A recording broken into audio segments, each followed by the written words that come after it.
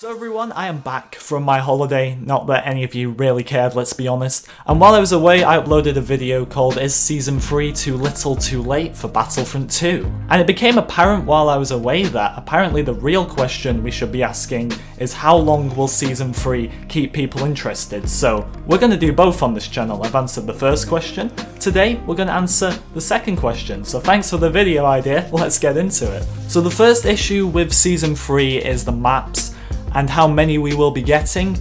A lot of people have predicted that it might just be one large scale map for the new game mode and obviously Galactic Assault as well. And this is something we need to take into consideration. They have stated that this will be the largest level they have designed yet, so whether that means for Galactic Assault or the new game mode, maybe even both, we don't know yet. And then as well you could have a smaller map available, so in the game right now you have Naboo Feed for Galactic Assault and the Power Sector map for the smaller game modes, but it's only Naboo and Kashyyyk in the game that actually have alternate maps. The other maps just use smaller variations for game modes such as Heroes vs Villains, Blast, etc.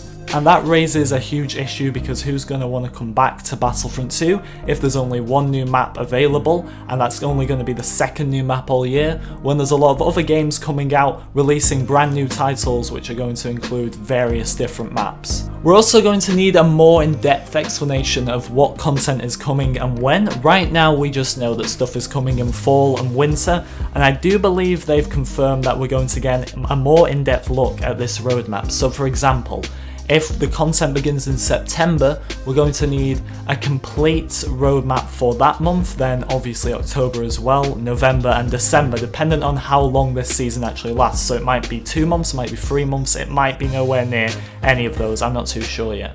If we get all the clone skins in August, then that could essentially be the start of the season. September could give us Grievous and Obi-Wan, with the new game mode maybe coming in October.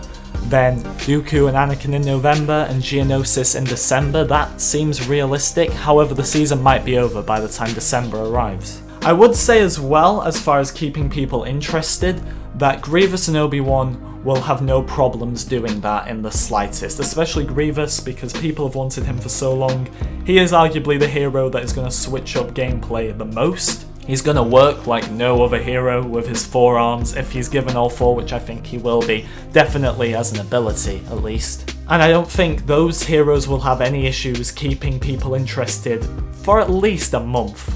But then when Dooku and Anakin arrive, yes, they're new characters and I'm very much looking forward to playing as them, but they're just gonna feel like other lightsaber users, I would predict. Obi-Wan as well could feel like just another lightsaber user, but he's a very popular character. There's a lot of people who don't really like Anakin in the prequels, and Dooku, in all honesty, as much as I like him, he's not exactly what you would call a fan favourite. You also have to keep in mind as well that Geonosis is coming in winter, so that could mean November, December. The two heroes, say they come in September, I think they could keep people interested for a month, round about that. But then what happens after that? It all depends on how long we have to wait in between heroes, to be honest. If content is coming frequently, so we get a good amount in September, then October, then November, then December, and if we're getting a good amount of content in each month, then I have no doubt that people will be entertained throughout all of fall and all of winter as well. But if there's huge gaps in between content, so you get the first two heroes and then you have to wait over a month for the next two heroes, that's gonna just leave a lot of dead space in the middle. That's where people will lose interest, I think, move on to a lot of other new game titles coming out that will have a large variety of new characters, new maps, and that's where Battlefront could essentially die. This essentially all comes down to how much new content we get here. Call of Duty and Battlefield have their new titles releasing, and that's going to include so much new content. If we only get one new map and 4 new heroes, which we know we're getting, the heroes isn't really the issue, it's more like the map is the issue. If we only get one map, then it could be worrying for Season 3. Obi-Wan and Grievous, like I said, could keep people interested for a month, but if we're just using them on the same maps over and over again until Geonosis arrives, then I don't know.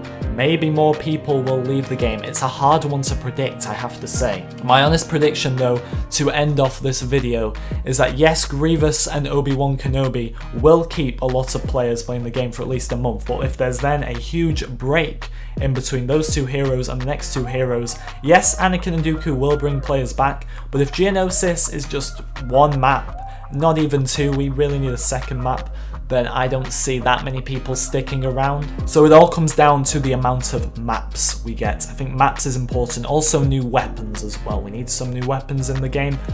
And maybe some reinforcements. I would say droidicas could help things out a lot. It's all dependent on the roadmap, I would say, and the maps. Maps is the main thing here. Thank you for watching, everyone. Let me know your opinions in the comments section. How long do you think Season 3 will keep people interested? I'll see you all next time.